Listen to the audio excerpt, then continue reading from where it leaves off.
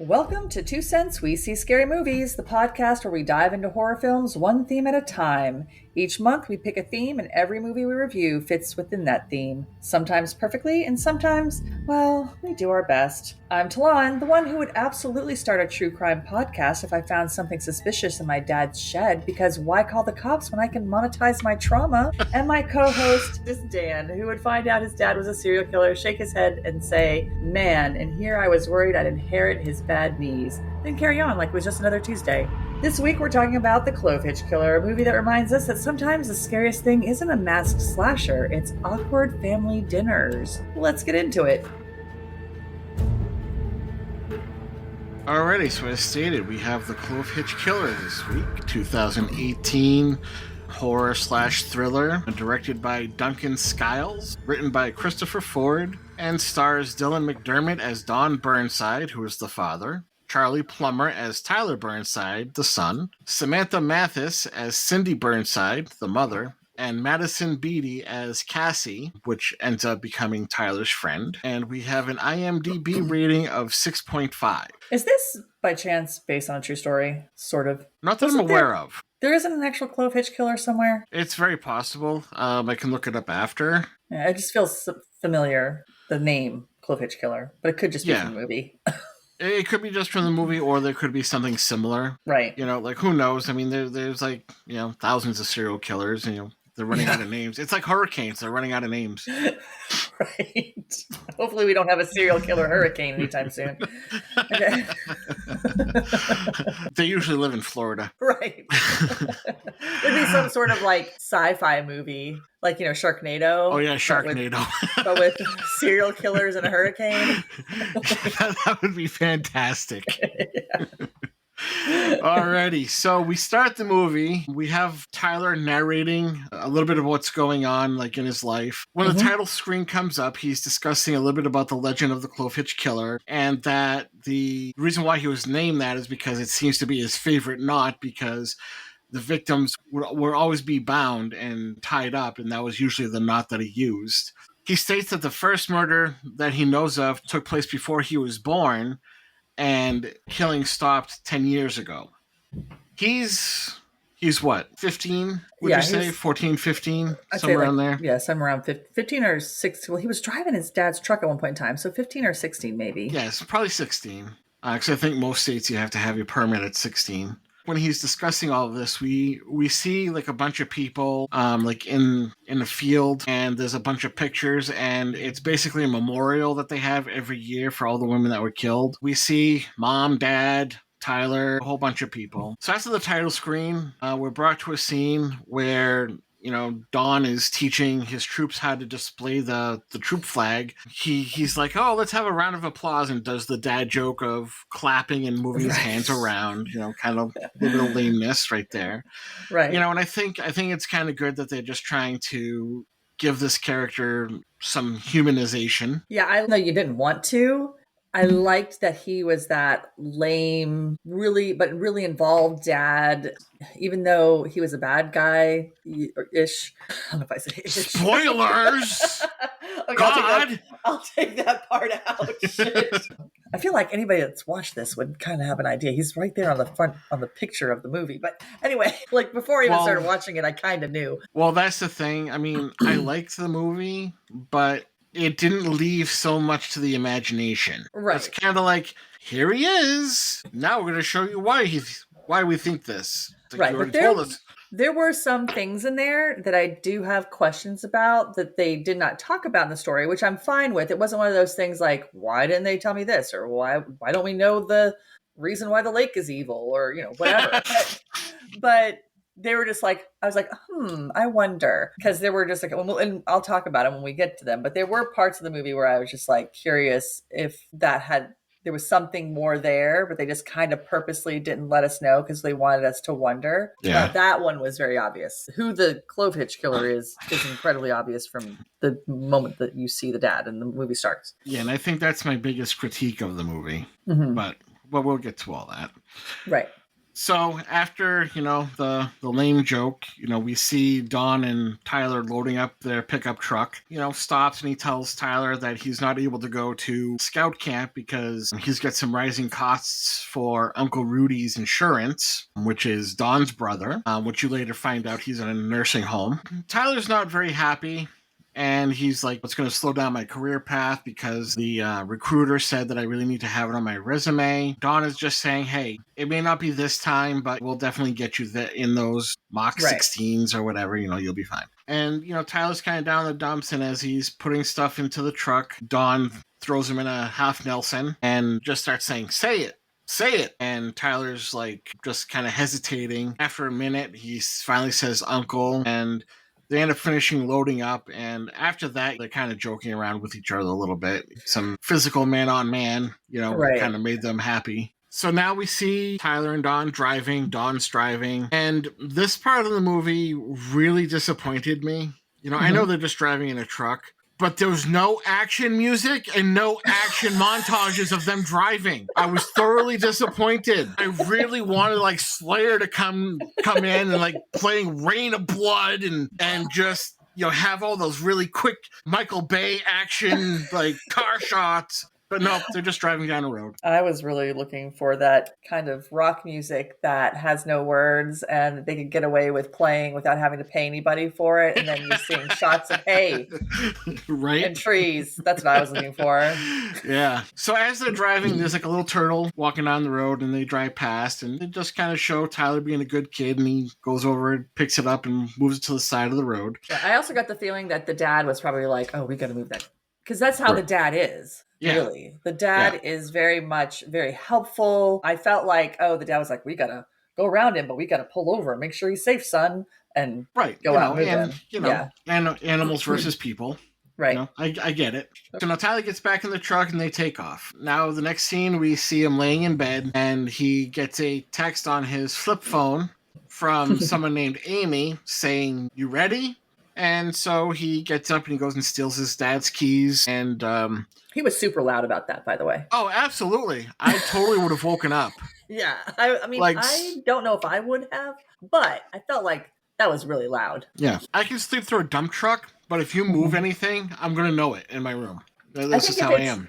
Well, I will say this. I think I told you this. A train crashed. I have a train track that goes right by my house, and there's a crossover, and a train crash happened in the middle of the night, about 1 o'clock in the morning. Never heard it, blah, blah, blah. One of my kids could fall out of bed or just, start coughing or whatever. So if my kid came into my room and took I would send, like, your mommy and daddy's, your parent senses go off. So maybe I would have woken up in that. Because he was like, he wasn't quietly opening the door, and he picked the keys up like where they jingled. And I was like, you clasp those I've stolen my parents' car before. You clasp those keys. Allegedly. Yeah. I'm just making this up for the podcast, Mom.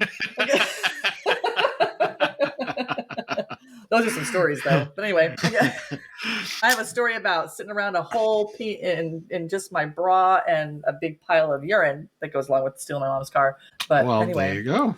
There's a story there. Or not a pile of urine.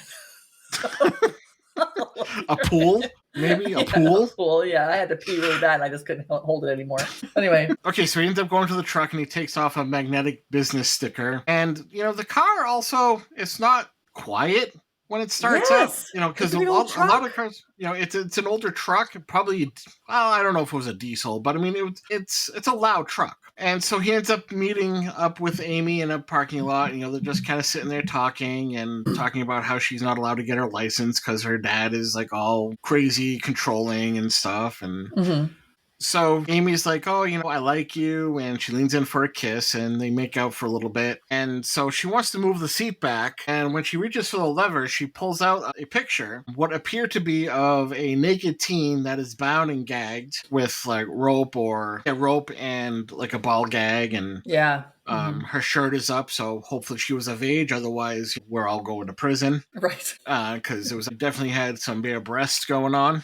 Right. Amy gets like really upset about this, and she's giving him a lot of shit for it. And he's trying to say, hey, it's not my photo. I don't know where that came from. she's like, well, this is your truck. Because apparently she was Right. lying. Kids do that. This would be a situation where it'd be like, okay, I lied about the truck. I mean, if you had to pick one or the other, is that my picture of a young girl in bondage? Or is this my truck? Which one am I going to choose? Right. Yeah, which one? I would be like, yeah, it's not my truck, not my picture. Right. But then that would mean Oh, you'd have to say it's his dad's truck. So that would be like spoiler yeah, for the movie. yeah. And then, he was probably also trying to protect his dad's reputation too. Right. Yeah. Like that You would know. it would have changed the entire way the movie went from there on, because that girl Oh, would be like, absolutely. oh, his dad has this picture, blah blah blah. Right. So it would have changed the way the movie went for one thing, but also yes, he totally, and he was probably confused because he probably was like, there's no way it can be my dad's, but this is my dad's truck. Because Right. his dad is such a prominent member of the community and they're big churchgoers, and his dad's the head of the Boy Scout troop. So in his mind, he's probably like, there's no way it could, maybe he thought like there was someone maybe in my dad's truck and that was theirs. So he couldn't really maybe say that it was his dad's because he didn't know. Yeah. So she wants to leave despite his pleas of innocence. So, it shows that, she's hot and then she's cold, Yeah, this really turned her off. Yeah, so I mean, she kind of went the Katy Perry route there. Right. So now the next day we see the family at dinner, breakfast rather. Don, Cindy, and his little sister, which is named Susie, which you don't know until near the end of the movie. Yeah, I was like, does this kid have a name? Right. And they never told it to you. Well, and then the mother, I think they only said the name once. Like I think Dawn said her name once in the whole movie. Oh, maybe, so yeah. I had to go to IMDb to figure out her name. Oh, okay. And this is when you learn that the boy's name is Tyler. And I point that out because started doing these podcasts, I start to really learn about how long it takes to learn who the characters are, like their names and stuff. Yeah. I never paid attention to that before. And right. A lot of times you don't know their names until near the end of the movie, halfway through the movie, Or if they're high schoolers or college kids. Right. Yeah. Again, the biggest twist of that movie. Right, exactly. When Tyler comes down, he's just kind of like looking, all kind of away, like kind of dejected, which is going to be the word for this particular. Not ridiculous. Nope. Today's dejected. We're going to look at every once in a while having a word that we use throughout. And this time it's dejected. Was it Sesame Street? This Yes. episode is brought to you by the word dejected. Or it could be like Pee Wee Herman's Playhouse. Oh, What's yeah, the word yeah. of the day? Dejected. What have you dejected? You scream.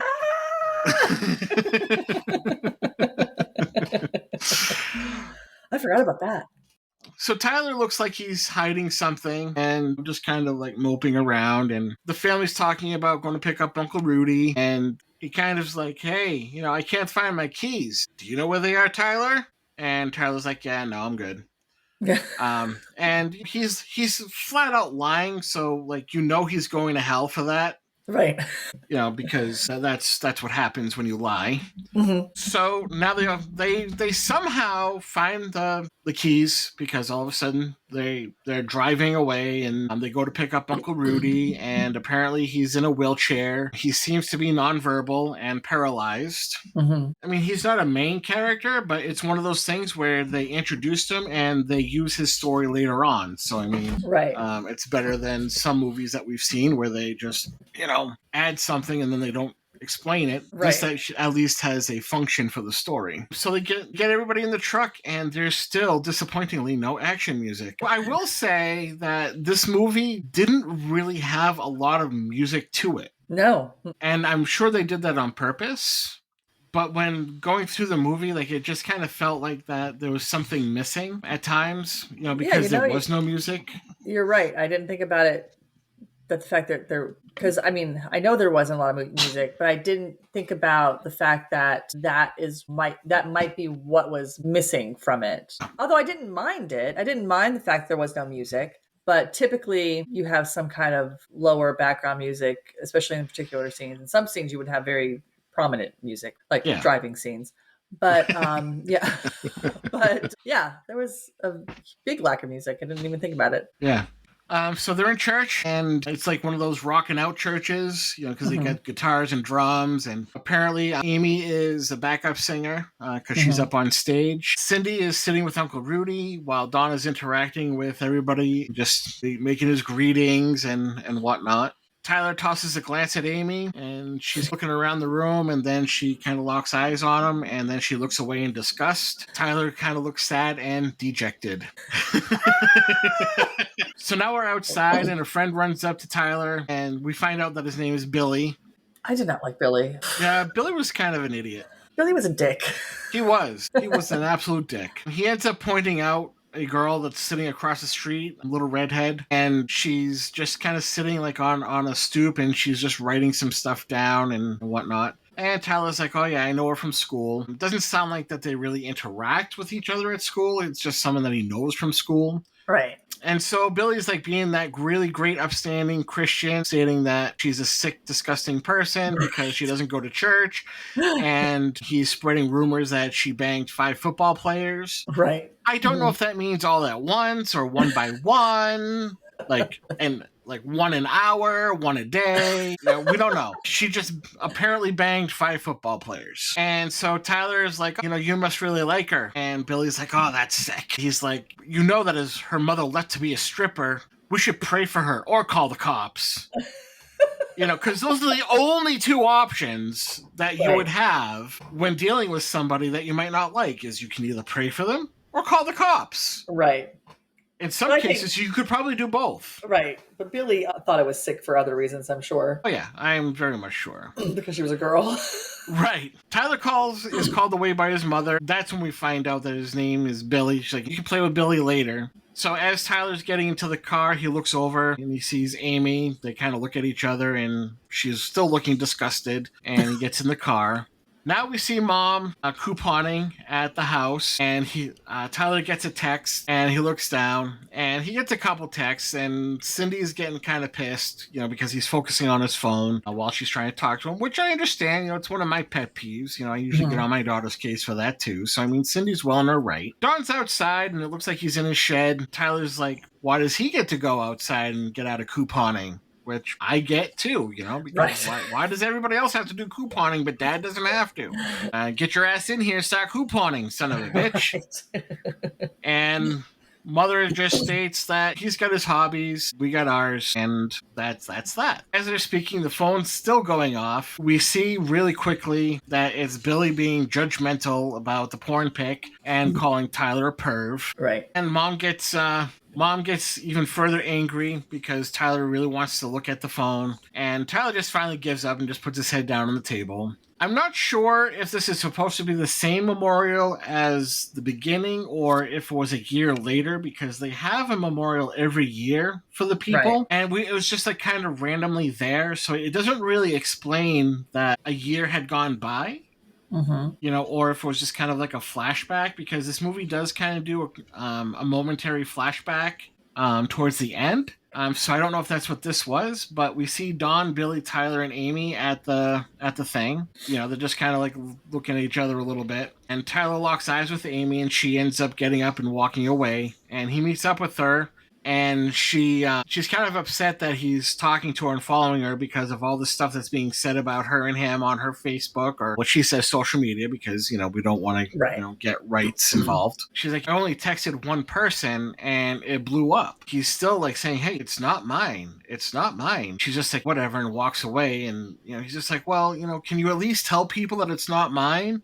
He's more worried about his reputation, not really concerned about hers at all, because even though he's the one that quote unquote had the picture, she's the one that found it and told someone. So now somehow she's locked into the whole story. As Amy walks away, Cassie kind of comes up and asks Tyler, what did you do to piss everyone off? And he's just like, school drama. She kind of mocks him about it a little bit. It's like, oh yeah, drama. He's like, oh, I heard about you. You're probably into this stuff. And she retorts, well, I heard that you're a perv. Turnabout's fair play. Now we're back at the house. Tyler's like looking out the window. He kind of looks at the shed. He decides that he's going to go out, and he figures out that the padlock is someone's birthday. So he ends up searching through the shed. He doesn't find anything really of importance for a little bit. Then he ends up finding like a loose floorboard. He goes in and moves all the stuff and gets the floorboard up. He pulls out a box that he finds. At first, he was looking through it, and it's fairly innocuous. There's really nothing of great interest until he gets into like woodworking magazines or something. Yes. On the top. Yeah. Yep. And then all of a sudden he finds like 5 or 6 different BDSM sort of magazines, a lot of them with pictures cut out. Underneath it all, he finds a Polaroid of a woman who was bound and gagged, and you couldn't tell if she was dead or alive. On it, it says Nora -- Lucky, which is kind of like important for later on. Yeah, it's something like Lucky's favorite or something like that. Yes, that's what it was, Lucky's favorite. I don't know if they ever really said what was Lucky. They never really said. Oh, okay. Yeah, like, they never really said. Okay. Maybe that's what he called himself, because that was the one and only picture that he kept in that box. Okay. Tyler's looking at this picture a bit longingly, in disbelief, but, he's looking at it a little too long, like maybe, hey. I'm joking, of course. He looks disgusted. Yeah, he's horrified. Yeah. He hears Dawn pull up, and Dawn's packing up a car with more food, and he's looking for Tyler, and he ends up going out to the shed. Now, at this point, Tyler's like away from the shed, and it's all locked up and everything, but he kind of notices that the lock was messed with, because apparently he keeps it at the same number when he's done. Yeah, I feel like he always turns it right back to 0. Yeah. And so this time around, it wasn't at 0, so he knows that someone was messing with it. Right. Yeah, you always have to look for those little details when you're trying to scam your parents. Yeah, absolutely. Not that 100%. Right. No, like I have no clue myself.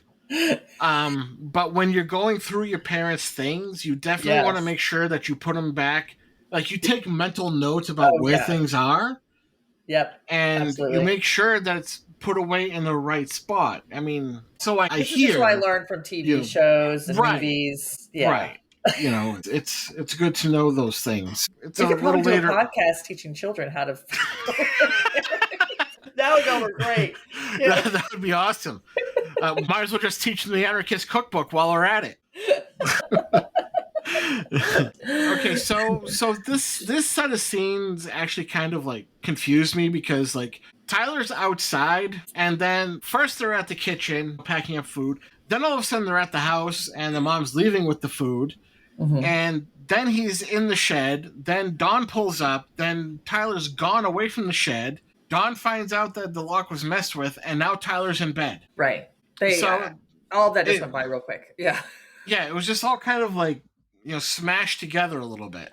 Right. I will say about this movie, because this is one of those points when he was in the shed, this was a movie that I felt nervous through the whole movie for several of the characters, including Dawn. Even though Dawn is the bad guy, there were times where I was nervous, not because I wanted him to get away with stuff, but even if somebody that's a bad guy in a movie is doing something that they can get caught, especially if they're doing something really dumb, like in the middle of the day or just right in front of people or whatever, I always feel really nervous and anxious about it. And so this movie, I was nervous and anxious a lot of times for different characters. Because when he did this, his parents were gone, but who knows when they're going to come back. And it's like middle of the day. And he's going into this shed that he knows. I bet you his dad's like, no one goes in my shed. I mean, that's probably, everybody knows this. And he's got the lock on it and everything else. And I'm just like worried the whole time he's in there. I'm like, dude, hurry up. Just get the fuck out of there. Hurry up. Is it your PTSD? Probably. All those times I almost got caught. No. Was it hitting a little too close to home? Yeah, I was nervous for this whole movie. For everybody. For so many people. Okay, so Tyler's just kind of staring off in his bed, and he's starting to fall asleep, but then he wakes up, and now he's at the family computer looking up the killings, particularly Nora, because he's trying to figure out, the name versus, like, the serial killers and stuff that happened. He ends up finding the woman in the photograph, and it has her name, Nora Devlin. As he finds it, his mother pops on the light. It's a laptop, so he slams the cover shut. And knowing how laptops work, he didn't really do a good job hiding what he was doing. But at the Yeah, same time, he didn't really have much of a chance to really close anything out. right. He tells her that, he's just looking up school things, and she's just like, I am really disappointed in you. Why? Right. Because I'm trying to learn my ABCs, Ma? I mean, come on. And she tells him to go to bed, and so he just kind of slinks off after, like, staring at her for a second. Right. And this is another one of And the situations where, again, you choose between letting your mom think you're doing something bad on the internet or tell them, I think dad might be a serial killer. right, it's just easier to just say I'm masturbating. Yeah. I mean, God might be angry, but like it's the next day and Tyler's just kind of like sitting in his bedroom and just kind of staring off, which he seems to do a lot of here. And then he hears like a bang outside. And so he looks outside and he sees the shed door is wide open. He goes in to take a look and Dawn is sitting there saying, Mom wants me to have a talk with you.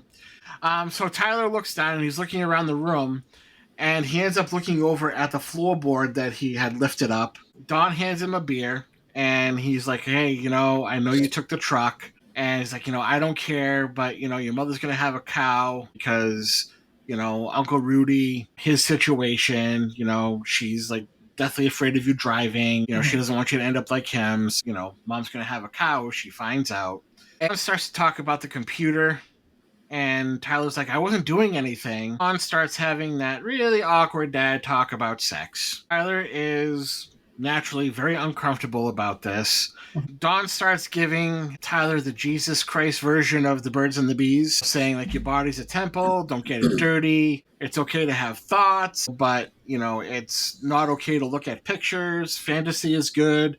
He brings in monkeys and sing pictures are bad, so you can't do that. It was a really odd talk, basically. Yeah, but I felt like it was funny while I'm watching it because, of course, we know who he is and what he does and what he likes. And I was like, this is probably a pretty an easy conversation for him, but at the same time, somewhat difficult because he has to keep it in that lame dad kind of thing and not like that I like fucked up shit kind of way. But he probably also was kind of like almost proud of it because he's into crazy sex stuff. So he's like, oh, my son's following my footsteps. Yay. And that kind of thing. Yeah, and it was a quasi confession. Right, yeah. I feel like it was, hey, I have these thoughts too, but then kind of like I don't really act on them much. Mm-hmm. Right. The whole conversation was kind of creepy the way it was delivered. I'm sure that was done on purpose as far as the movie is concerned. He picks up a hammer and he kind of like swings it in front of like Tyler's face. Kind of like equates it to wanting to murder somebody but not doing it. Like you can think about it, but doing it's wrong. At that point, the dad's conversation is over. The next scene, Tyler's riding his bike over to a Boy Scout car wash and he wants to talk to Billy. Billy is like, all like, no, you're gross. And he's trying to claim his innocence, trying to tell him. Tyler just wants to tell him about his innocence and that it's not his and all that. And Billy's just like, no, I don't want to talk about it. It's disgusting because Billy's kind of given the idea that he thinks that Tyler wants to talk about yanking it. Billy doesn't want to talk about it because he can't do that. Right. And so now Tyler's riding his bike past a church and he sees Cassie across the road again. And she ends up walking off into the woods as he starts to approach and she runs away. And I'm not really sure why she was running because there was no wolves. There was no wolf stalking her. There was no evil chasing her. No. So there was no reason for her to run. Yeah. So Tyler ends up following her out into the woods. She ends up confronting him because she's kind of like hiding at first. Then she kind of jumps out and he asks if she remembers him, which was very odd because it was like 2 days ago they spoke to each other. Right. I mean, I understand people have bad memories, but come on, this isn't 51st. And she's like, yeah, you're the perv, kind of being sarcastic. And, he ends up asking, like, why are you always outside reading the paper? And she's like, well, because I want to, and, there's nothing people can do about it because it's a free country. He ends up asking her about her interest in the Clovehitch Killer. And for some reason, she tells him that he's a perv and that she's a slut. Let's do it. Because she's being like extremely sarcastic about this whole thing because she's thinking that Tyler wants to get it on with her. Tyler gets like really serious and weird and she's like, I'm just messing with you. He asks more about the Clovehitch Killer. And again, she makes fun of him about merit badges, saying, are you going to try to convert me to your following?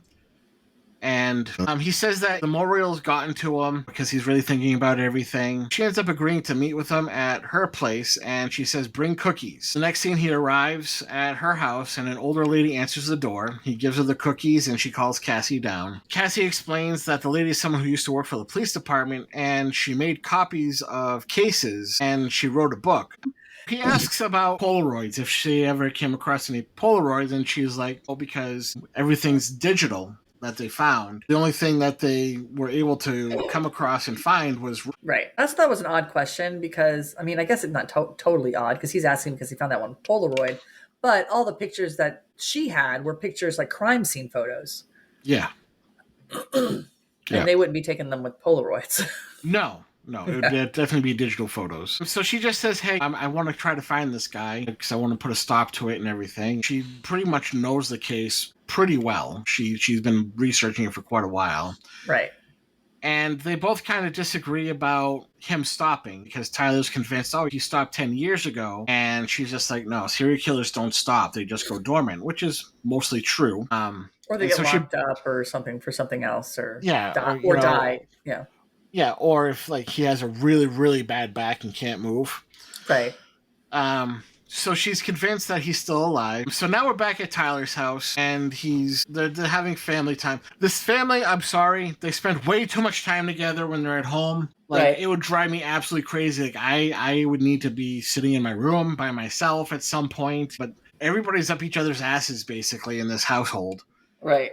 So they're in the living room. Cindy's, I don't know what she's doing, maybe couponing. Dad and Susie, they're playing gin, and Tyler looks like maybe he's doing homework. And he's like, hey, I want to start volunteering at St. Joseph's over the week, after school. They were all playing gin. Were they all playing gin? Yeah, because Susie was sitting on whatever what's her mom's name? Cindy? Cindy. Yeah, Susie was sitting on Cindy's lap, and Tyler was just sitting on the floor. They were all playing gin. Yeah.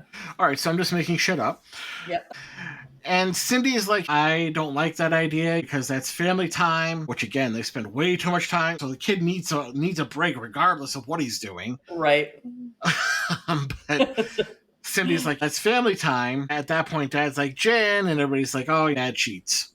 Right. Well, kind of, I guess. Last 10 years he hasn't. Right. That we know of. So we're back at Cassie's house. Tyler is making tea for the woman downstairs, which I don't believe you actually get a name of on her. I don't think there's a name if for we looked her. at the book close enough, we'd probably find out her name. I would guess it's in the book, because they do show the book briefly. But yeah, I don't remember a name for her. Grandma. Yeah.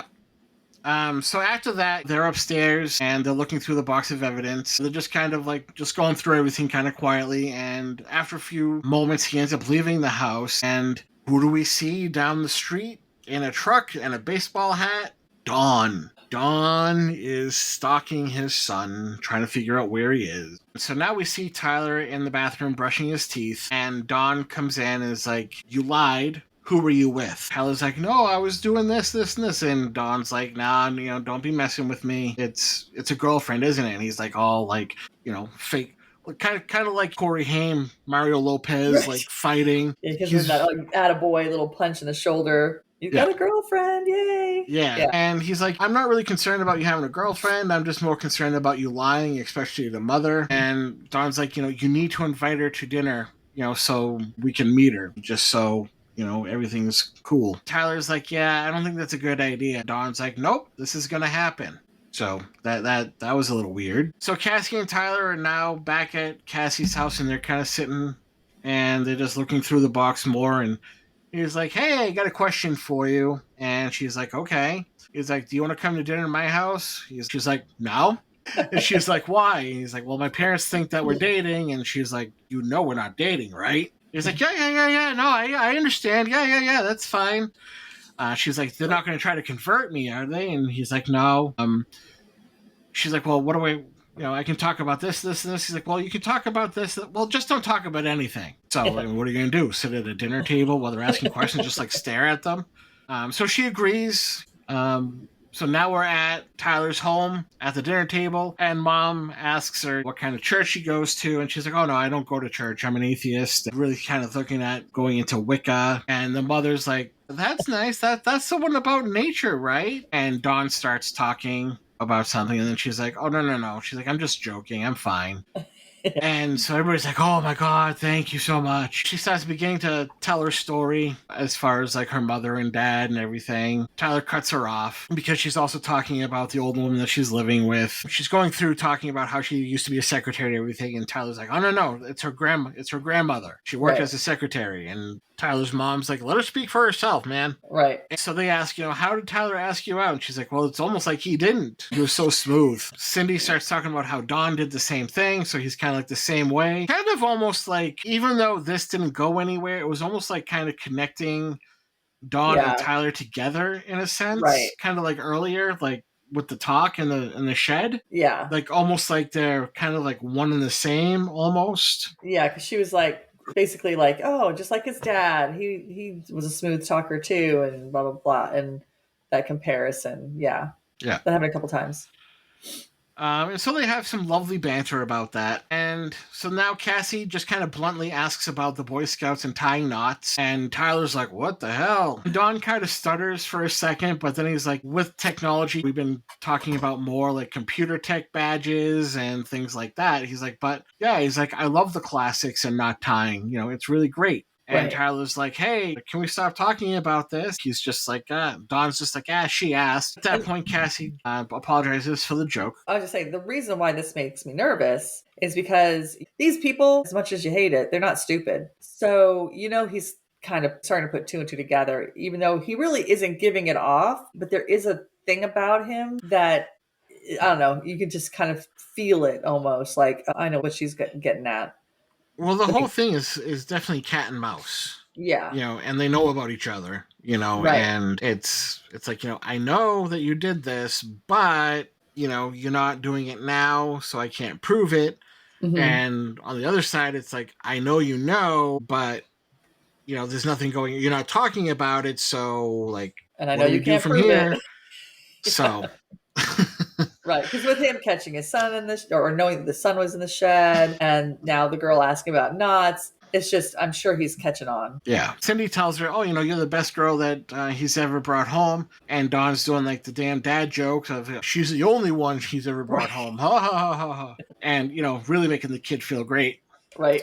And so Tyler's driving Cassie home at this point, and he apologizes about the fish that they were eating because she's vegan. And he's like, I don't even think my parents know what veganism is. Cassie just kind of looks at him and tells him to pull over. And she looks at him smiling. Now, the way she's positioning herself, it looks like she wants to go in and make out with the kid. Right, yeah. But that's totally not the case. She just kind of turns at him, kind of looks at him coyly, and she's like, you think your dad is Clovehitch. Right. And he gives like this awkward stare at her, and she starts laughing because he's getting so serious. And she's like, you don't really think it's him, do you? He's like, well, there's the porn mags, the Polaroids, discussing other thoughts about his dad. And Cassie just kind of laughs it off. She's like, so what? He's into weird porn and he's kind of kinky. It doesn't mean he's a killer. Yeah.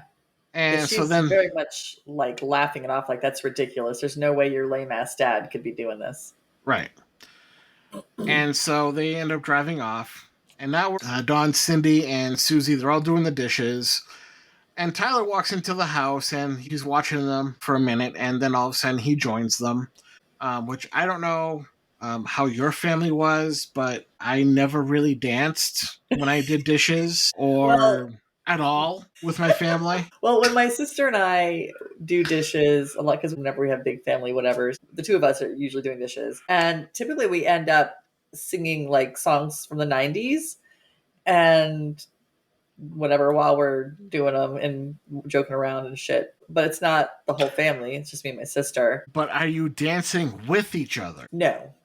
Okay, see, that's the difference. You're listening to music, singing music, even dancing by yourself, okay? But you're not dancing with her. You're not, like, doing the cha-cha. Right. I mean, obviously, there's two things to this. One, the movie wants to make it look like this is this wholesome family, and they're these Christian family, and they're very involved in their community, and all of this. They want to give off that wholesome feeling for the viewer. Because even though we all think it might be him, it might not be him. We don't know at this point. He could just be like what Cassie was saying. Like he's just into some weird porn and likes to tie knots. whatever, no big deal. Even though it's very similar to the Clovehitch Killer, does not mean that he is the Clovehitch Killer. But also at this point, when he's kind of watching them in the kitchen, you can tell that at that point he's like, oh, because he's got that look on his face, like he's almost relieved that they're all like dancing around, because he's thinking, yeah, maybe Cassie's right. Maybe I'm just blowing this out of proportion and he's not the Clovehitch Killer. Yeah. I joke only because like I don't see many families like dancing with each other when they're doing dishes. Right. Yeah. Yeah. Yeah. I mean, and I do totally get the point of the scene. It's to try to bring that family feel back and trying to give that connection with Tyler, like you said, is that, maybe I'm just overthinking it and it's just what Cassie says, kind of like what you said. Their family has a very 1950s kind of family vibe going on, but the dad is, because dads back in the 1950s, like especially the mom with the kids, that is a very 1950s feel to me. The dads in the 50s, they'd go to work, they'd come home, they'd sit back, and they'd read the newspaper, smoke a cigarette or whatever, and have their drink, and the mom would come in. And the dads weren't really participating like the dad in this movie was. Right. But I feel like the dad also has to have that feeling with the family so that he can make it. He wants to be looked at in the community and in the family as this super nice, helpful, wonderful guy that everybody thinks is great, and he does all of these things. He wants that look as well. Yeah. So, well, it's easier to hide. Yeah. Yeah, because you start questioning more, like, is that really the person that's doing this? Yeah. Because everybody in the town, like, oh, there's no way it could be him. That's not possible, right. Yeah. So now we have the next scene. Tyler's in bed. Poor kid. He keeps trying to go to bed, and he's constantly waking up. Yeah. He hears a knocking on the window, and he finds Cassie there. She's kind of like in a panic. He doesn't really want to hear it at first, and she's like, I'm just really kind of focused on your story. Like, it's resonating with me. I've been really thinking about it, like the Nora Lucky thing. He relents, and they go to the shed, and they go to the floorboard, and the box is gone. She ends up reaching underneath the floorboard, like a little to the side, and she pulls out a piece of paper. She opens it up, and it's a blueprint for a dungeon, like a makeshift dungeon. Right. And it shows like different ways of torturing people and like different restraint areas and all this stuff. She asks him if it's his dad's writing, and he's not really sure. They end up making a plan and to meet up later. And Tyler's looking kind of rattled while he's looking at the map. It's a lot of sick and twisted stuff. Right. He ends up locking the shed and goes back to the house. And he walks up to a grill that's just kind of like, I don't know if it's misplaced, because he just kind of goes straight to that grill. Well, he recognized what that was in the picture that was drawn, and that's why he went over there. Yeah. Okay. I missed that part. Yeah, you could tell by his face that he knew what that was. Because when I was looking, I was like, where is he building this shit? Because there was one thing on there that was like the old playground. Yes, the merry-go-round, but it was bodies all lined up like it was a merry-go-round, and it would turn or something. And I was like, where are you putting that shit? Where do you hide that? He's gonna have Tyler dig a big dungeon. But Tyler knew where he would build that, and then when he went to where he went, I was like, how? What? So he pulls the grill out, and he sees like the bottom window that kind of goes into the cellar, and so he pulls. Crawl space. It's a crawl space. Yeah. And he pulls that window out and goes into the crawl space, and he sees like a newer piece of wood. Right. Kind of like blocking a wall. And so he goes over to it and he slides it over. As he does, like this putrid smell comes like wafting through, and you can tell because like all of a sudden like he's covering his face with his glove and shirt. And he turns the light on, and he sees a poorly constructed bathroom. Right. And that must have been where the smell was coming from. Maybe his dad just used it. I don't know. Right, maybe. Because I was expecting bodies. I thought I saw like a dead raccoon or something like in there. Oh, okay. Because it looked like there was like some sort of like dark or black animal. I know raccoons aren't really black, but you know, I think it was like something that kind of got in the crawl space and died in there. Oh, okay. Because I was like, oh, there's bodies in here. And then there were no bodies. I was like, well, what was that smell from? Well, I mean, that would have kind of like ruined the movie at that point. So there's still a lot to go. Oh, yeah. So if there was a body there, they would have really given it away. And my other thought was, how is he putting dead bodies under there? Wouldn't that smell go permeating up into the house and no one smelt it? I was like, what the heck? How is he putting bodies in there? And there were no bodies. So I was like, well, I don't know what the smell. Maybe the dad just used the bathroom. Maybe. He wants his alone time, so he dug a whole part underneath the house so he can shit. And again, how did he, no one knows that he's digging this thing under this house? Yeah. Because he'd have to dig down, of course. So he has to get all this dirt out of there. So when is he doing this? And because they're all together all the fucking time. Yeah, exactly. So when is he doing this? So he's digging this big old trench out, but he'd have to dig, and to have what he had on that drawing, he'd have to really fucking dig a lot. A lot. So Tyler's looking through this room, this makeshift room, and he finds a scrapbook of BDSM plans. He's just kind of going through it, and it's more cartoons than anything else. And then he ends up finding more BDSM magazines and a bunch of stray items like rope and duct tape and all this other stuff in this box. Your typical kill kit. Yeah, exactly. I don't know anything about that. People are like, what's wrong with her? No, I don't have one in my car. So he finds a file box, kind of like what a Rolodex box used to be like. Yeah. Mm-hmm. Or if you're using note cards, something like that. And he's kind of looking through it, and he ends up pulling out a stack of licenses of different women, and they're all from the memorial. Right. And dun, dun, dun. He finds the one, more importantly, from the Polaroid. He found Nora. So now Tyler's in bed again. He goes to bed a lot. He does. Well, everybody keeps waking him up, so he has to get sleep somehow. Because he knows because he only had 10 minutes. Right. And so Dawn comes in and wakes him up and says, hey, we're going to go camping. And Tyler's like, nah, I'm sick. And Dawn is having none of it. He's just like, yep, I'm going to go make you some cereal, and you need to get dressed. Now, I don't know what he's going to do to make cereal, because, I think that's quite the process if he's going to make it from scratch. Because I've never heard the term going to make you cereal. Right. So that was just odd writing. I've heard make a bowl of cereal. Yeah. Like that, but not, yeah. I'm going to make you, I'm going to crush up this wheat. And I'm going to add some monosodium glutamate and, all this shit. And, maltodextrose.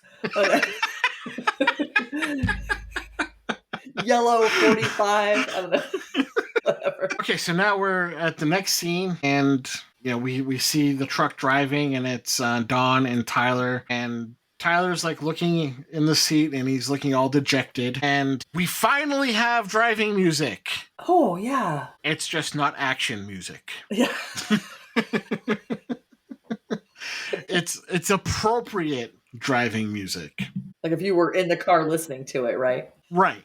Yeah. Right. So they're walking in the woods. Tyler's kind of more up front, and Dawn's in the back, and he's got a rifle, and it's kind of some tension there. I was nervous.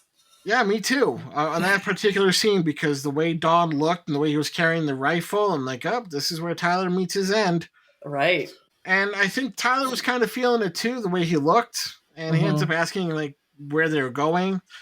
And Dawn just replies, we're almost there, bud. Right. And it was kind of the end of that scene, and it's just kind of leaving this creepy feel to it. Again, Tyler's going to eat it. Right. And now we see Dawn cleaning his gun, and he asks, did you tell anyone? I was just kind of sitting there, not saying anything. He's like, did you tell anyone? And Tyler's like, oh, what are you talking about? He doesn't know. He's like, I know you've been in the shed, and I know you've been in the crawl space. He's like, that's really disrespectful, and that's an invasion of my privacy. And I'm man's got to poop. This is true. But I'd be more upset about, the fact that, he found the BDSM stuff, the licenses. He's just more worried about the lack of respect. Right. But I think that also plays into his role that he's trying to portray. Yes, of course. Yeah. And so Dawn just kind of goes into the story saying the box was Uncle Rudy's, and that he didn't like those pictures. He's like, I kind of dabbled into that stuff a little bit, but Rudy, he was like way off of it. He started doing some bad stuff, and I told him that he should really go and turn himself in, and so he ended up trying to commit suicide. And Tyler's like, well, what about the car crash? He's like, well, that's how he did it. He tried to kill himself by driving himself off the road. Tyler's still kind of questioning why this stuff is still there. And Dawn's like, well, I wanted to burn it, but it wasn't really fair to the family. But then I thought about it some more, and just the time was never right because Susie was born, and I couldn't really bring it to the police because it would ruin the family. I just kind of left it and just kind of held on to it. Mm-hmm. That kind of makes you look guilty. And he's like, yeah, as long as that you know, that I know, that you know, that I know, that you know, that he's not the killer. And he ends up apologizing to Tyler, saying, I messed up and I was trying to protect my brother. So Tyler's like, yeah, we really need to destroy it or bring it to the police. Don just kind of shakes his head in agreement. Although you could tell Don was like, oof. Oh, yeah. He doesn't want to give that shit up. Oh, he doesn't want to give up his trophies. Right, yeah. Hey, man. He earned them. Right. So I want to talk about, what's his name again? Uncle what? Rudy. So do you get the feeling that he actually tried to kill his brother? His brother found out what he was doing and he tried to kill his brother. It didn't work out right. The brother still lived, but he was an invalid. That's very possible.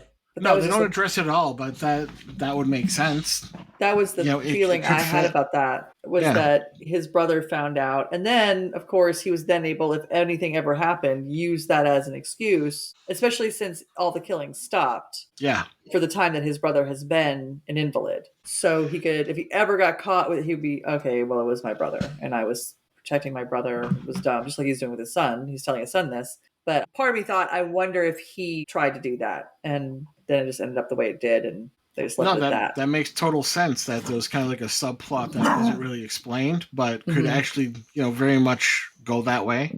Yeah. I didn't think about that, but yeah.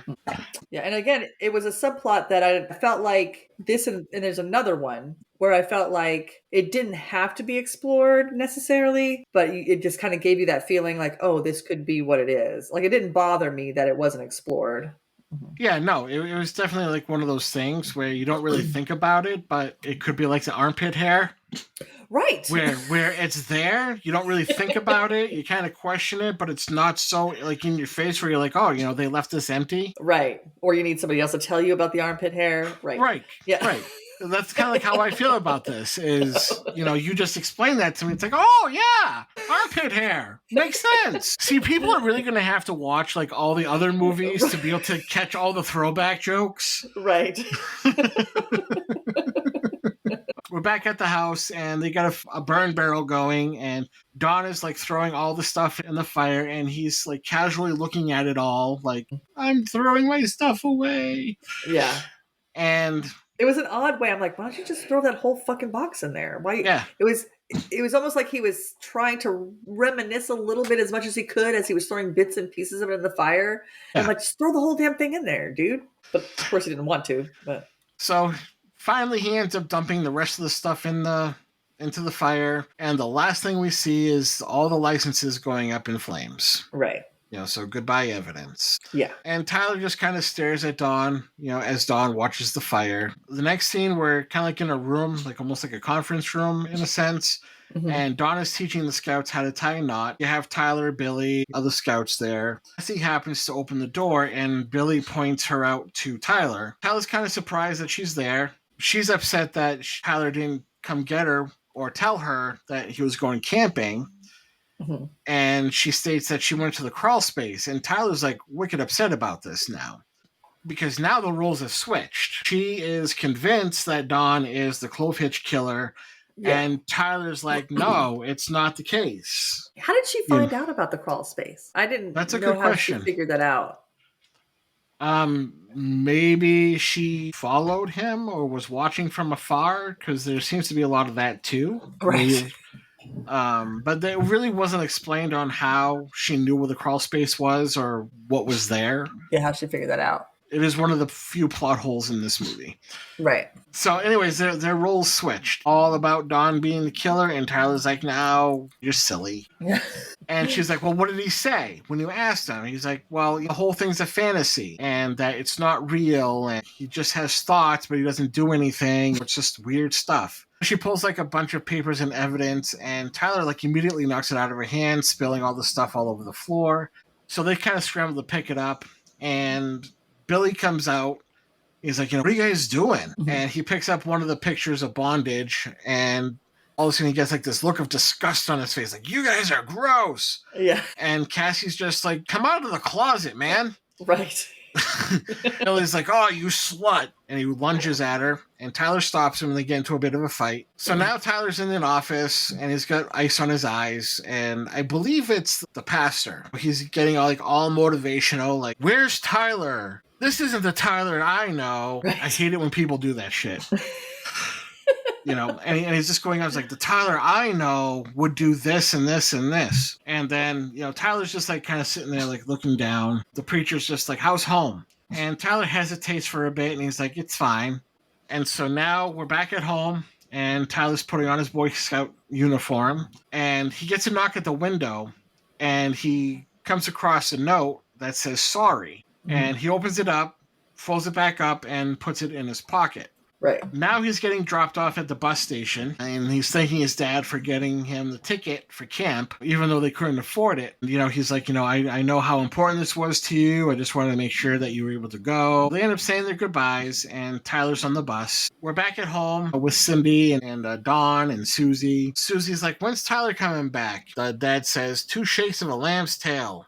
She ends up asking what that means. Me They too. said, I just didn't write it down. It's one of those things I can look up if I'm really interested. He just said something like, he didn't really explain what it meant, but he just said it was something his grandma used to say. And so now that Tyler's gone, Dawn suggests that Cindy and Susie go see Cindy's mom. It would be really good if they go. Cindy's like, "Can you get time off?" He's like, "No, I can't come." He's like, "It's just going to be really hard to get the time." The next scene, Cindy and Dawn are trying to get it on. Dawn's on top of her, and he's just kind of like grunting and moaning, and he ends up rolling over because Mr. Limp Happy isn't working. So they kind of process the issue a little bit. She's like, "What's wrong?" He's like, "It's not you." They have that whole conversation. Does he blame it on his back? I can't remember. No, he just said that there's a lot going on. So I think he's more blaming it like on mental health kind of stuff. And then he's like, because she still thinks it's kind of her. And he's like, "No, it's just because I'm getting older." Yeah.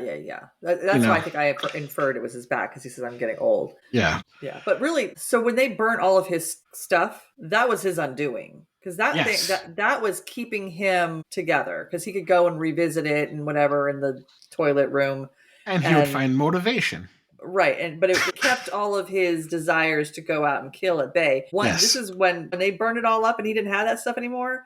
That was his undoing, because all of a sudden I now suddenly have the money to send my kid to camp that I told him he couldn't go, and now I want my wife and other child to go off to grandma's house and all this and that or whatever. So yeah, that was when it started to unfurl for him. Yeah, absolutely. So now we see Cindy and Susie leaving. Dawn kisses Cindy goodbye, and he just kind of like stands in the driveway as they drive off. He's just kind of like looking off in the distance. There's no lake, though. No. So like what he's looking at, I don't know, but it's not a lake. Well, he's looking at what Lily was looking at. No lake. Right. And so now they kind of show him kind of going through life. He's working, and he's telling like one of the people that he's working for, like, "I'll be done by the end of the day." And the guy's like, "Yeah, whatever," because he's not interested. He just wants his shit done. He's in a grocery parking lot eating lunch, and then he's off talking to a police officer about shooting guns, and the cop doesn't really look interested in the conversation at all. "Dude, I'm just trying to eat my lunch, and you're bugging the fuck out of me," right? Yeah, absolutely. It's kind of like, I don't know what it's kind of like. It was so awkward. I felt so uncomfortable for him. I'm like, how do you not feel that this guy is not interested in anything coming out of your mouth right now? Yeah, it's like someone trying to be cool, trying to be somebody that they're not. Maybe Yeah. that was the point. Trying to be something that they're not, and like the person can see through them. Like, this guy is a loser.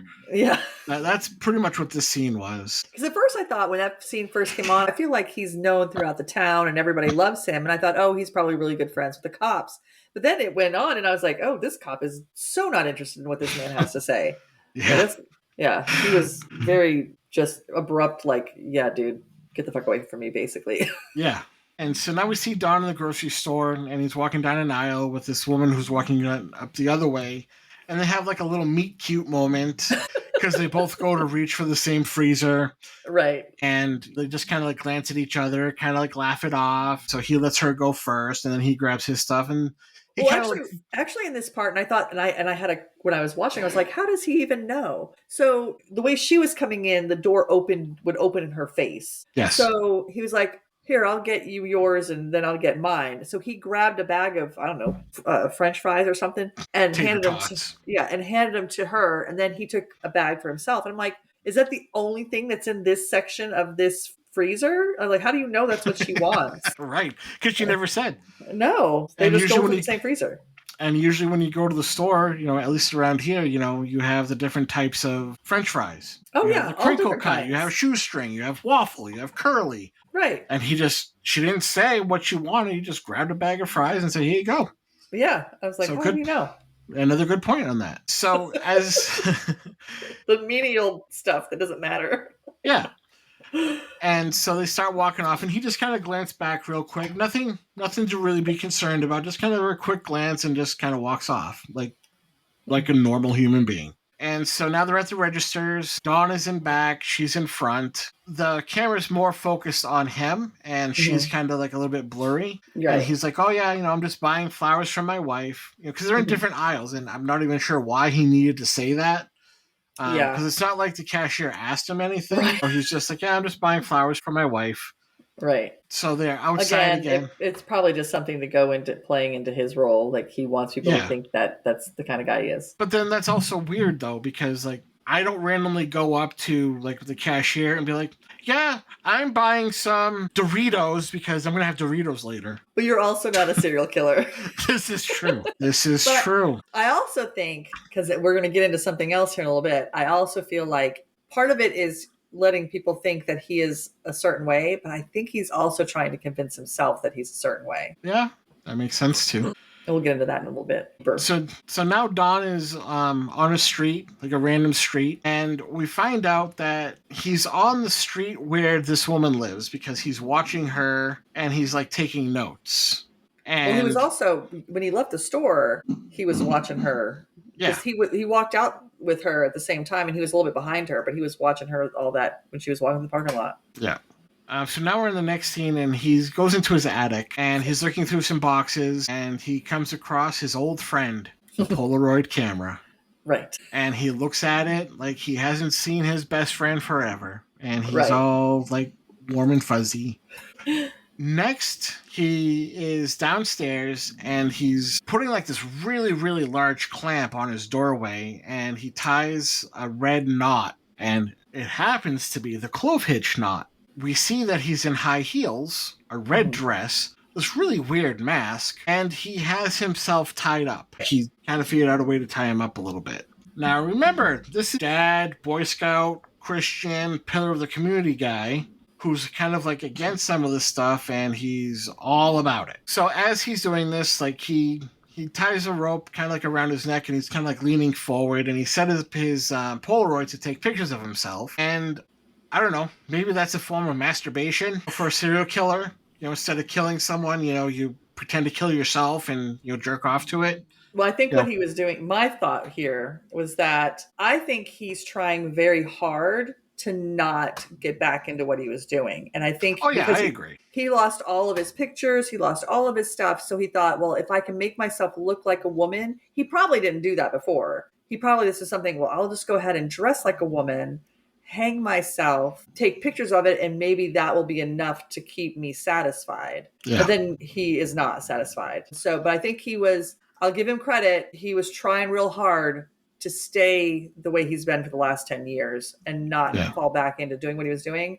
I think that's what this was about, was him trying to Yeah. do that. So he ends up throwing the picture into a box, and it looked like he had other Polaroids of other women. Mm-hmm. And I'm thinking that, those pictures weren't doing it for him, which we'll actually see in a little bit here.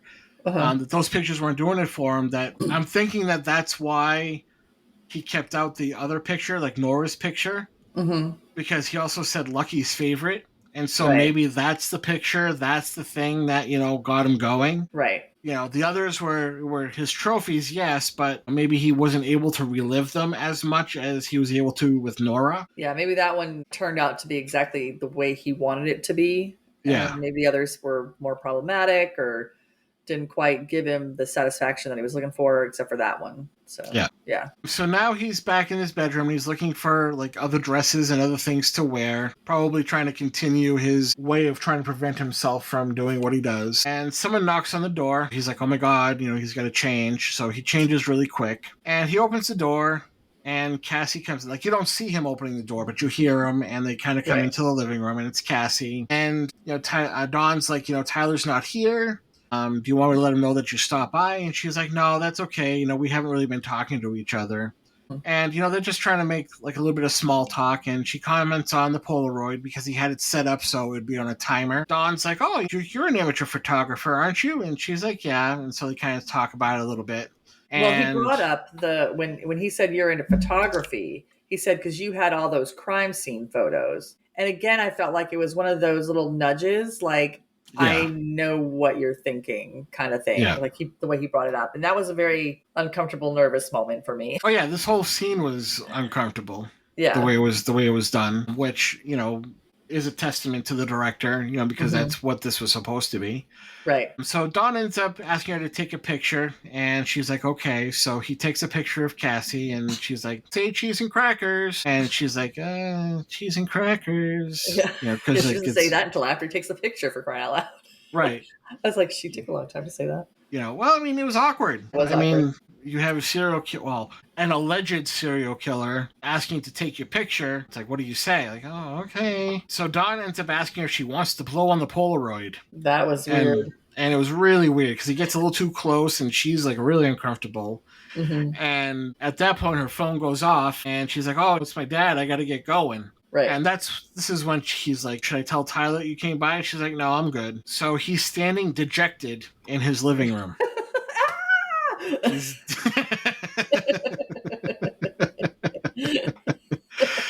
So now he's upstairs in the bedroom and he's looking through the Polaroids that he does have of the women and himself and Cassie. And he ends up throwing the box across the room and throws himself on the bed and has a 3-year-old temper tantrum. Yeah, he's pissed. Kicking and screaming on the bed. To kind of go along with your theory, he's probably like upset that, none of this is working for him anymore. And he lost the best thing that he had. And now he's got to try to figure out what he's going to do. Right. Because I feel like he's definitely torn because he has the desire for it, but he also doesn't want to do it. Yeah. So he's pissed. I think he's pissed because they're not working for him.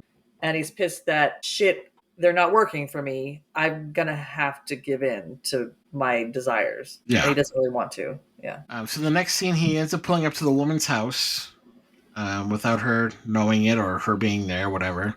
Because he does check the front door, and it's locked, and so he goes around to the basement. He's just kind of, it's presumably the first window he goes to. Right. He pops out the screen, and he kind of like pops it. Well, doesn't pop it, but he like taps it with a screwdriver to make sure that it was hollow. Apparently, he's satisfied with what he does because he ends up tying a small piece of rope to a propane valve that was next to the window. It was his signature Clovehitch. Yes. Now we see him at church with Rudy. The priest is talking all Jesus-y, about like opening doors and stuff. When closes one door, one opens sort of speech. And now Don's kind of like watching over some kids playing. And now he's at home. It's kind of like one of those like montages of him trying to live his life. But he seems very depressed in this version, in this group of montage things. Or would you say dejected? Or dejected, yes.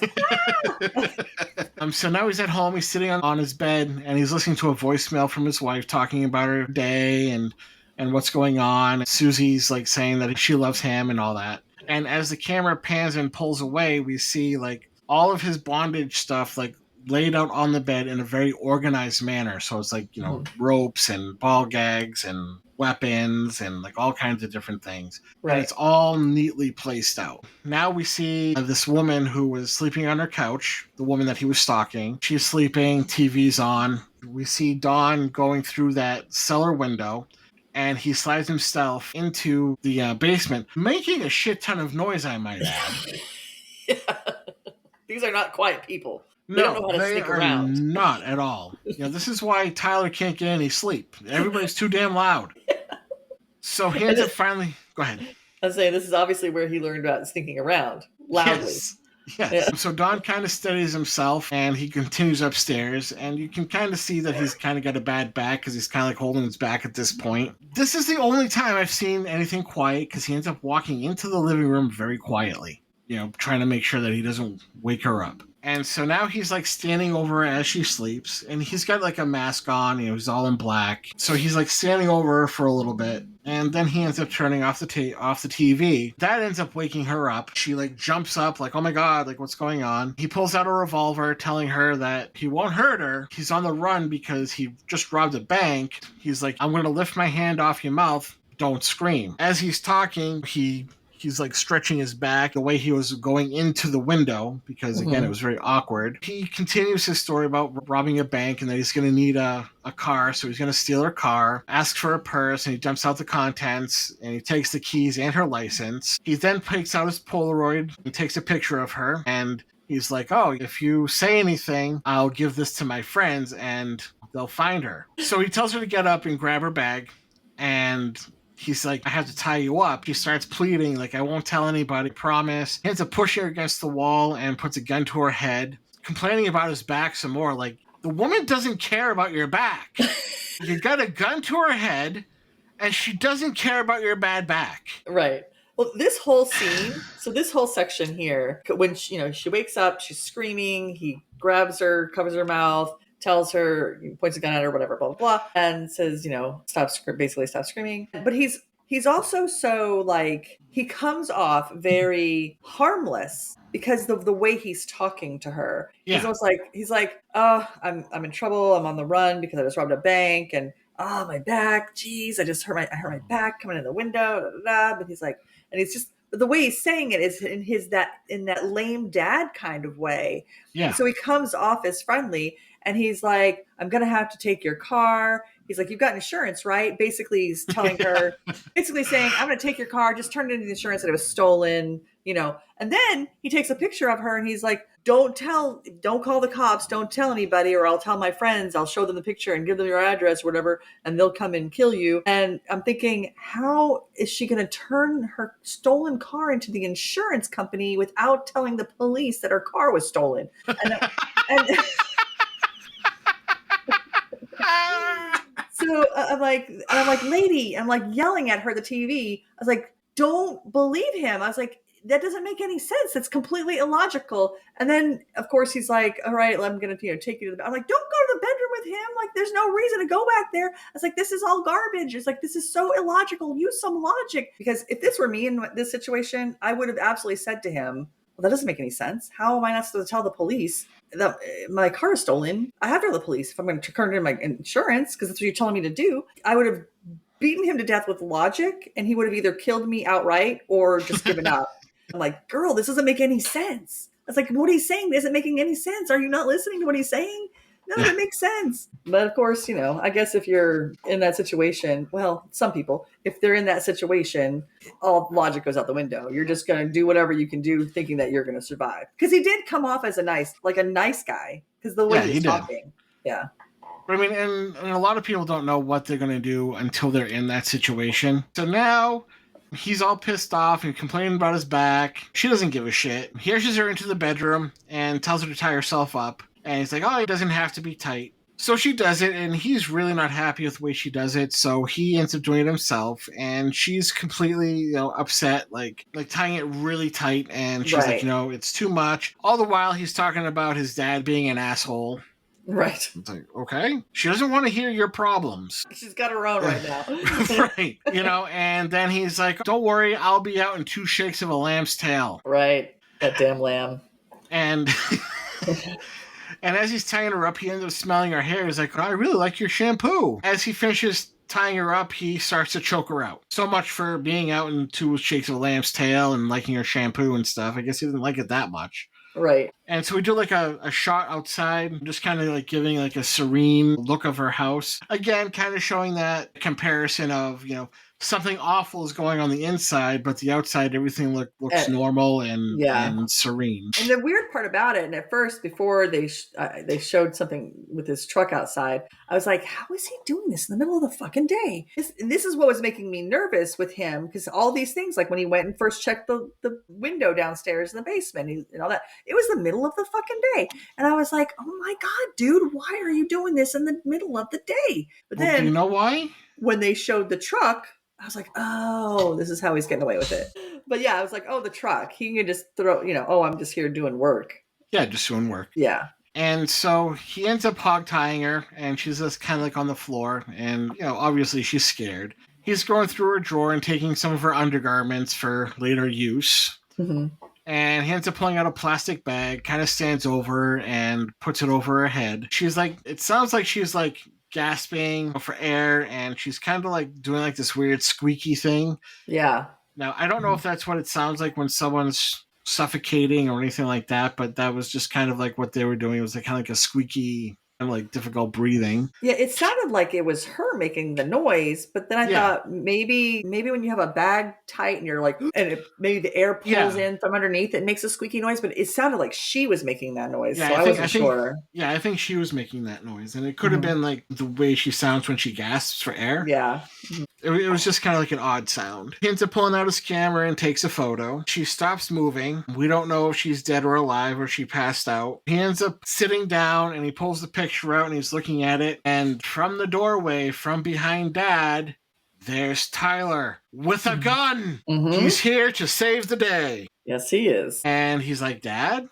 And Dawn's pissed. He's privacy, like, what? Son, privacy. Right. He's like, what are you doing here? And Tyler's like, is she okay? Dawn's like, you shouldn't be here or you shouldn't be seeing this. He starts going to gun safety.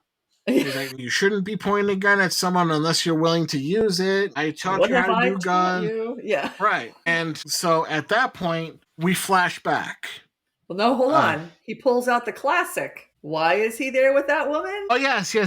He's like, they're having an affair. His mom knows all about it. This is how they're working out their problems. But that actually was later. Oh, was it? Because, that was after the flashback. Yeah, we'll get into it. But yeah, that's what does end up happening. Okay, I thought that was at that point. Okay. So Tyler gets the note, and he ends up meeting up with Cassie, saying that she shouldn't leave notes around because his parents could find him. And they met at Nora Devlin's old house. It's like really run down. It's one of the first victims that we saw's house. And Tyler just wants to end the conversation. Cassie's still talking about Dawn being the killer, and Tyler doesn't want anything to do with it. He's like, Dad's not the one. She's like, hey, let's go into the house. He's like, no, I don't want to. So she kisses him, and so he follows her into the house. The inside is also just as run down and shoddy as the outside. It hasn't been upkept for a long time. Just kind of standing there, and he tries to go in for another kiss, and she backs up, and she starts talking about how the Clovehitch Killer came into the house and how and where they killed Nora. Cassie asks, what did his dad tell him when he was burning up the stuff? And Tyler just kind of walks away, and she stops him, and she's like, I'm not accusing your dad. I just want to know what's going on. Like, I just want to know what your dad had to say. Tyler tells her that, Dawn told him that Ruby had attempted suicide and it was 10 years ago. Cassie's like, well, I did find something under your house. She's like, I found rope fibers. And Tyler's like, rope fibers? Whatever. And kind of blows her off. He's just like, you just like this stuff because it makes you look more interesting and that you have something to show for it. And she's like, well, Clovehitch killed my mother. Tyler like stops. And so she starts telling the story about how when she was a kid, she kind of left and never came back. That's like what her dad told her, and that she ran off. She tells the story that she was actually in the house when it happened. She was put in the bathroom, and she saw Clovehitch tie her mother up and heard the screams that her mother was having, and that Clovehitch was considerate enough to turn the water on so she couldn't hear it as well. That must have been some loud water Right. And so when she tried talking about this as she was growing up, nobody believed her. Nobody believed that she saw it. Nobody believed that she was in the room or anything like that. So Tyler's like, well, what's her name? And she's like, Crystal. He's like, Crystal Harper? And Cassie's like, how did you know? Because she's kind of surprised. And he's like, that's one of the licenses I found. She's like, well, where are they now? And he's like, well, he and his dad burned them to protect his family, and they were burnt up. And surprisingly, she wasn't upset about it. Right. I think I would have been upset, but at the same time, it's one of those things you don't know what you would do if you were in that situation.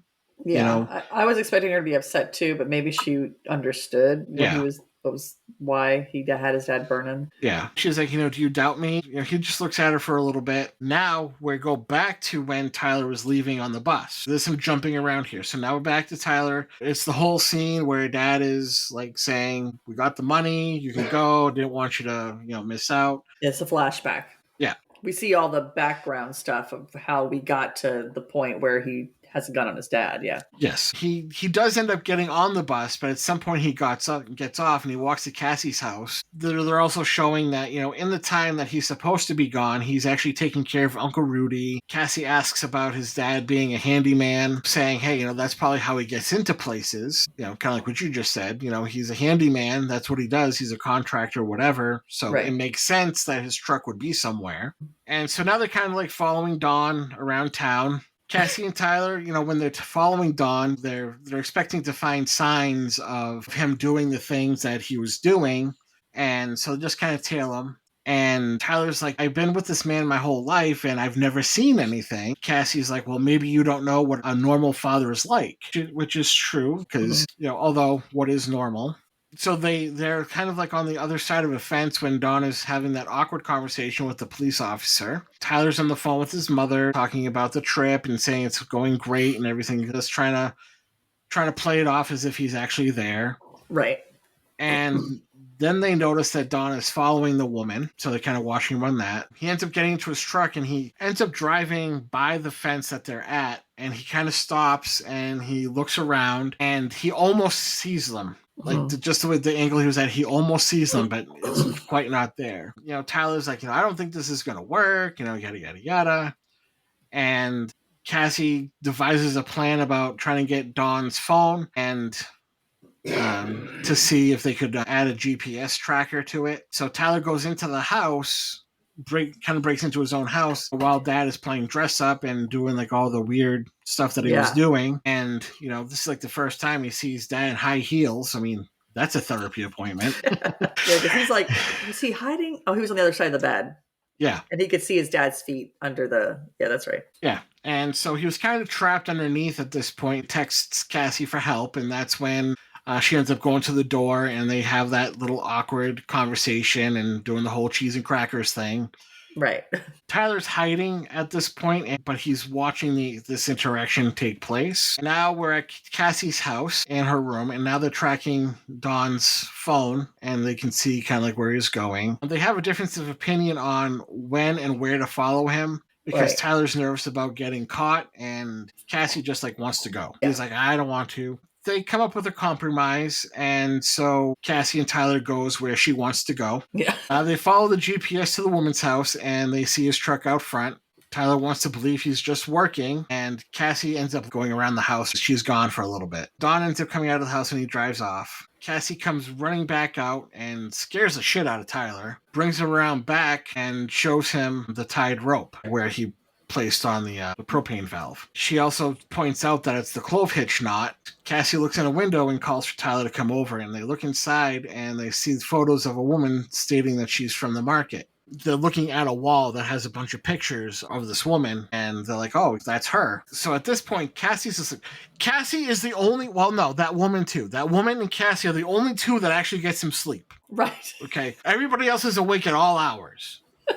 So she's in her bed, and Tyler is still like on the phone tracking his dad, and he wasn't really going anywhere at this point. He was just kind of sitting at the house. Now we're back at Tyler's house again. Cassie, asks, hey, should I go in with you? Because Tyler has this idea that he's going to go confront Dawn. Right. And Cassie's like, should I go in with you? And he's like, no. So they compromise, and she goes in with him. Yeah, I noticed that too. I was like, wait, she's there.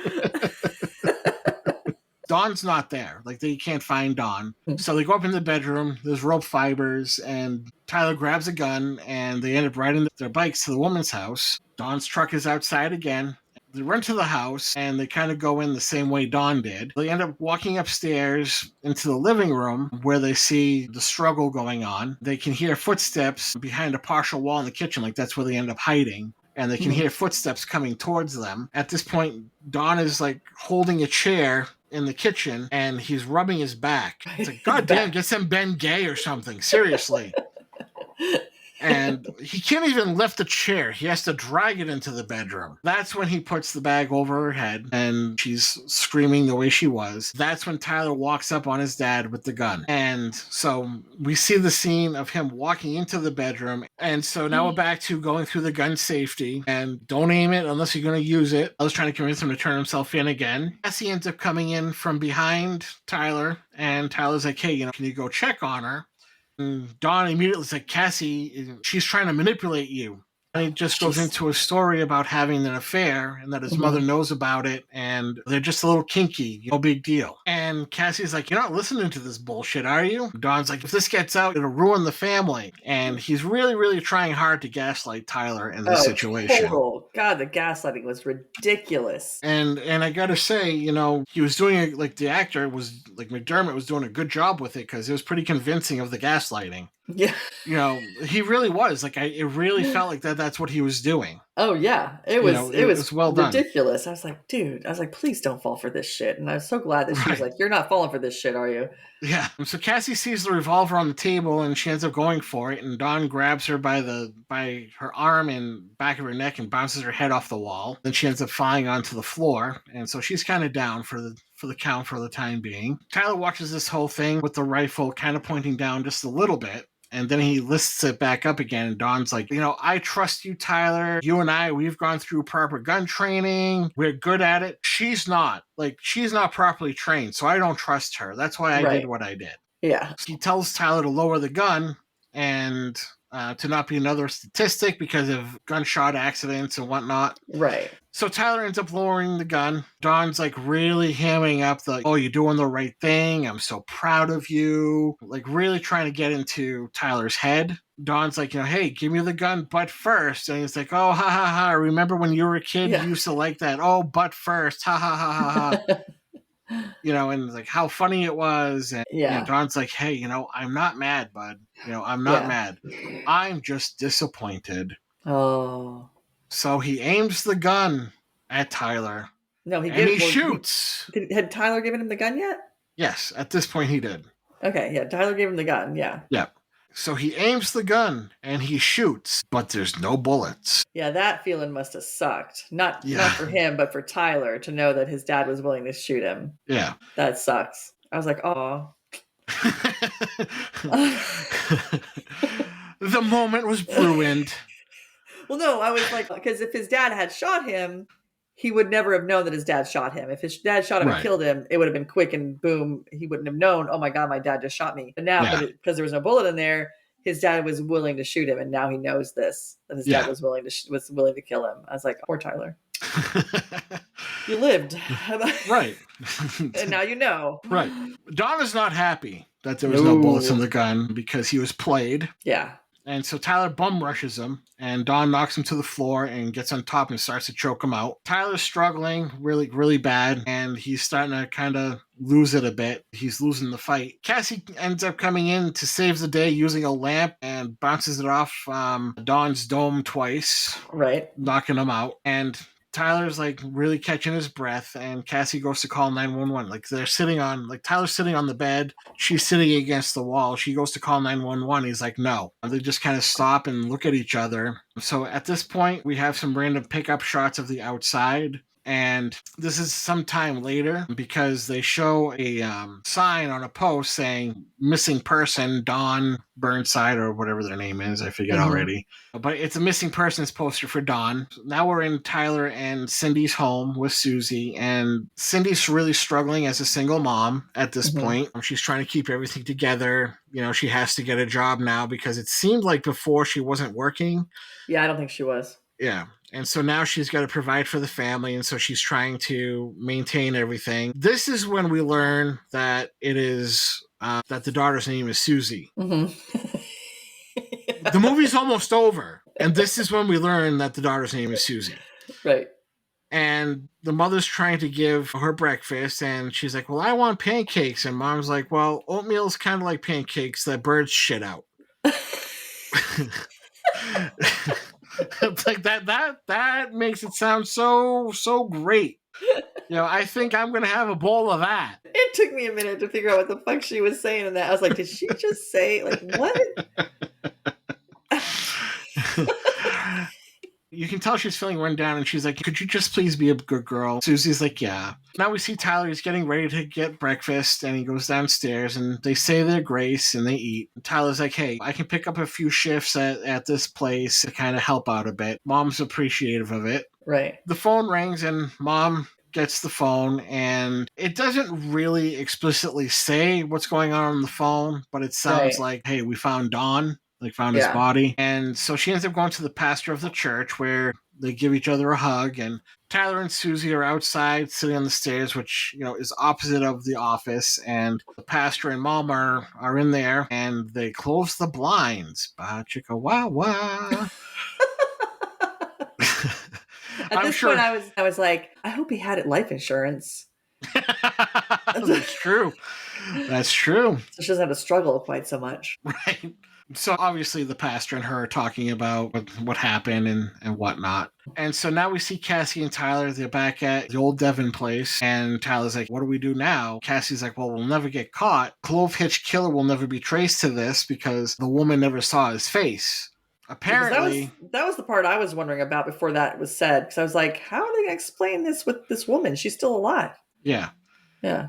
So, they kind of left you guessing if she lived or not, and apparently she did survive based on that comment. And Tyler, again, seems dejected. And Cassie's like, I thought this is what you wanted. And Tyler just kind of looks off into the distance. And so now, yeah, that's probably what he wanted, but at the same time, his dad just got killed. It's one of those catch-22s. It's like, yeah, my dad's a serial killer, but is it really the worst thing?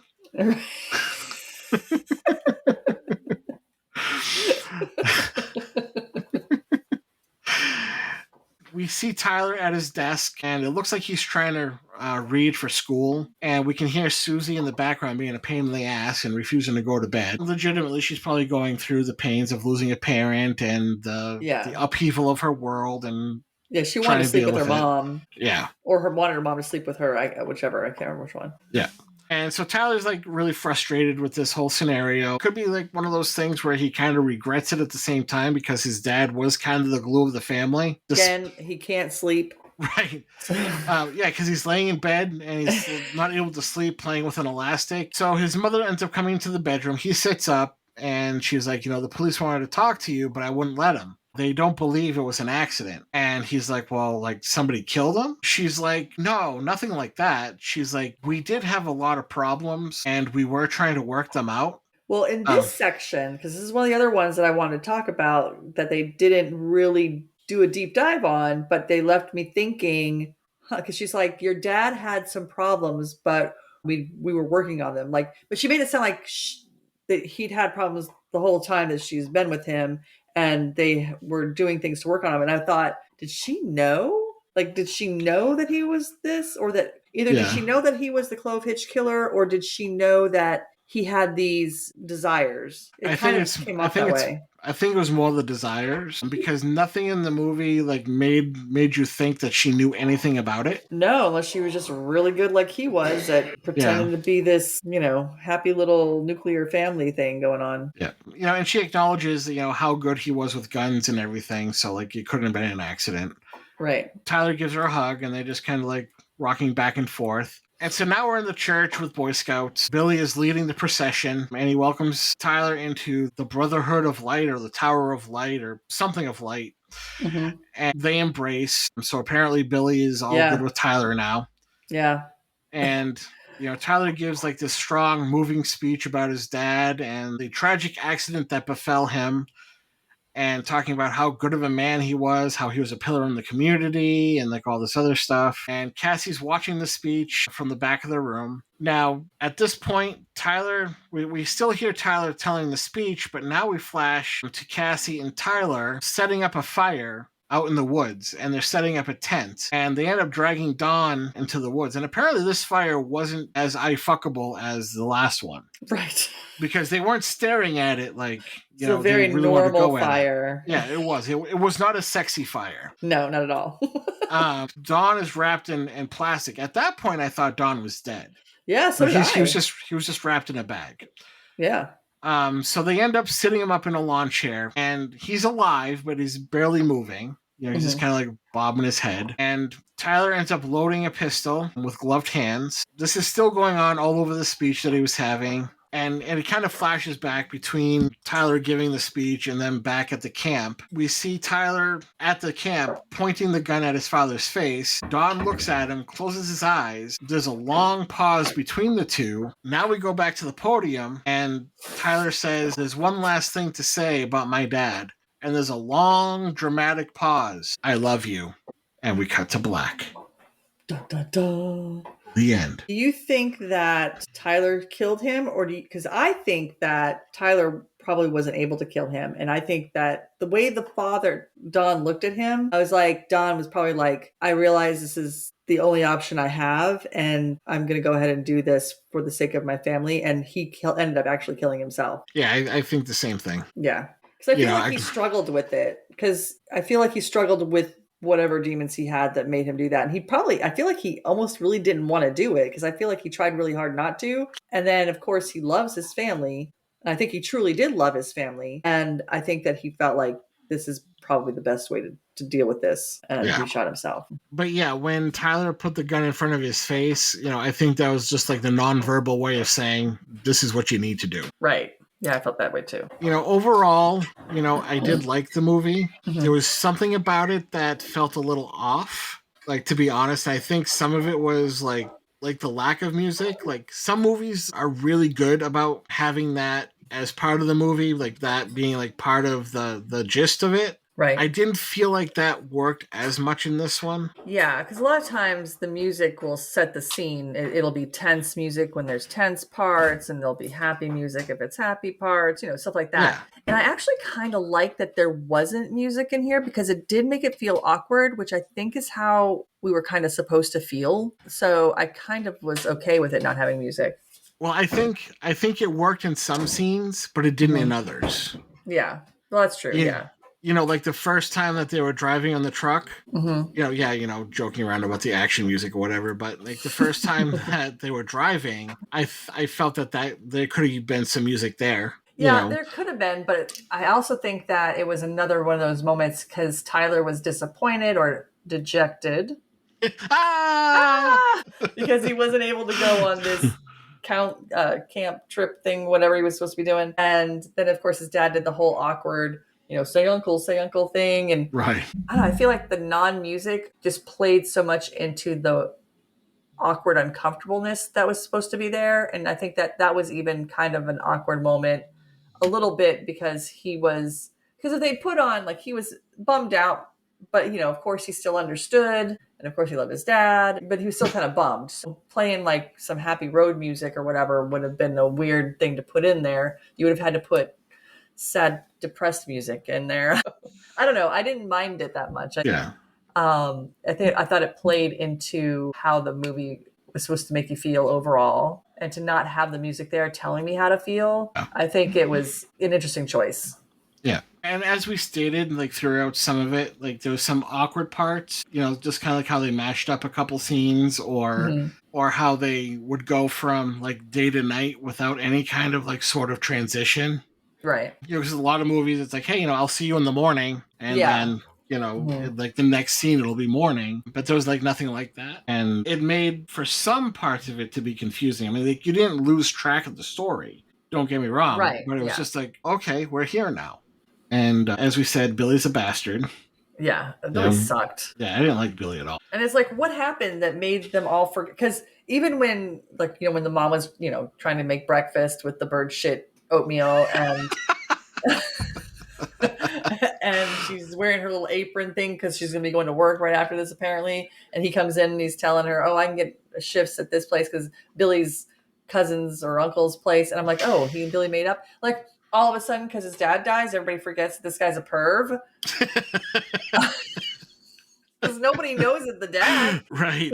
So it's still on Tyler to be the perv. Yeah. So I guess, forgive and forget. Yeah, maybe, because he was way too friendly on the at the Boy Scout procession. Yeah. And I don't understand how he became the leader after Don died or who became the leader? Went missing. Billy? Yeah. I don't think he was a leader. I think he was just introducing him for his badge or sash or whatever he was getting. I don't think he was leading the pack. I mean, like taking over what Don was doing. So how many cents do you give this? Or do you have anything else? I'm sorry.